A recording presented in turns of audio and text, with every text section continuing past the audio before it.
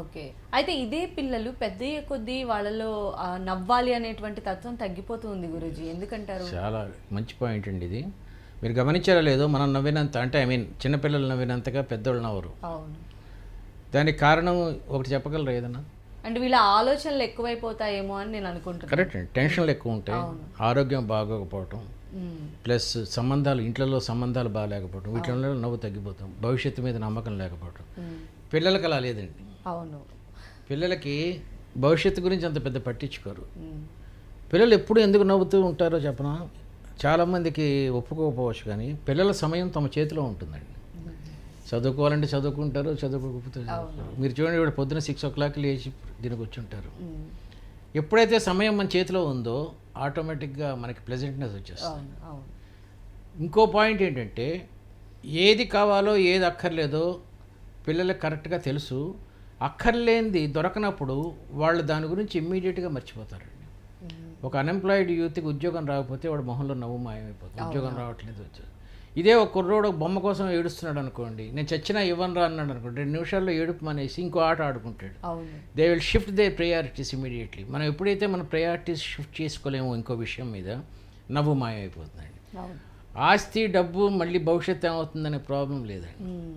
Correct కదా. Promotion కోసం చదువుకోవాలి, 10 మందిని కాకాబట్టాలి, ఇలా చేయాలి, ఇది చేయాలి, ఆ ప్రాబ్లమ్స్ ఉంటాయి. నా భార్య నాతో సరిగ్గా లేదు, నా భర్త నాతో సరిగ్గా లేడు అనే ఉంది. ఎందుకంటే father and mother always love them.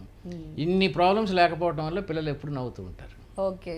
So Guruji చెప్తున్నారు చిన్న పిల్లల్లో వాళ్ళకి ఎలాంటి ఇవి ఉండవు కాబట్టి ఆరోగ్యం బాగుంటాం, ఫేమ్. అవును. మరి ఇదే పిల్లలు కొంచెం పెద్ద అయిన తర్వాత ఈ నవ్వుని కంటిన్యూ చేసేటువంటి మార్గాలు ఏమైనా ఉంటాయా? దీనికి నేను కాదు కానీ ఒక సర్వే ఉందండి. ఓకే. సర్వేలో వాడు చెప్పేది ఏంటంటే 25% ఆనందం జీన్స్ వల్ల వస్తుందంటాడు. అంటే పిల్లలు పుట్టినప్పుడే ఫాదర్ మదర్ తాలూకు jeans, grand father grand mother తాలూకు జీన్స్, ఇటువైపు మదర్ తాలూకు ఫాదర్ గ్రాండ్ ఫాదర్ తాలూకు ఈ జీన్స్ అన్ని కలవటం వల్ల మీరు గమనించారు, కొంతమంది ఎప్పుడు సీరియస్గా ఉంటారండి. ఒక బ్యాగ్ వేసుకొని గడ్డం పెంచుకొని అసలు వాళ్ళు నవ్వుతే సమాజం పాడైపోయింది, కొంచెం బెంగాలీ టైప్లో ఉండాలి, ఆలోచిస్తూ ఉండాలి. పెళ్ళం ఏమండి సినిమాకి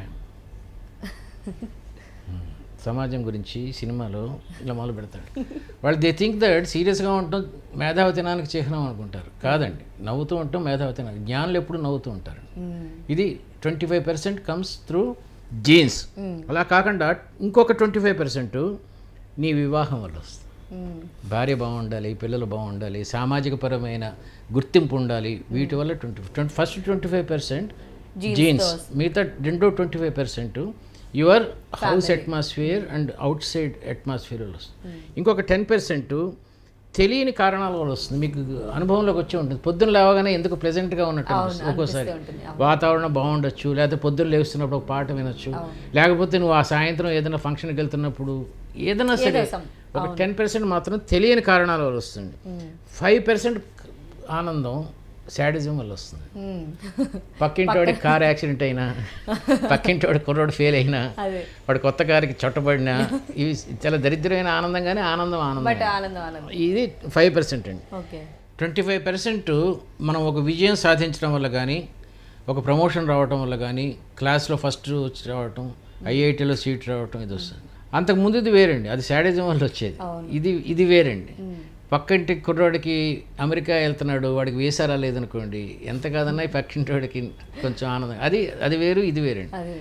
ఇంకొక 10% ఎంతో విహారయాత్రలు, పిక్నిక్లు, సినిమాలకు వెళ్ళటం, వీటి వల్ల వస్తుందండి.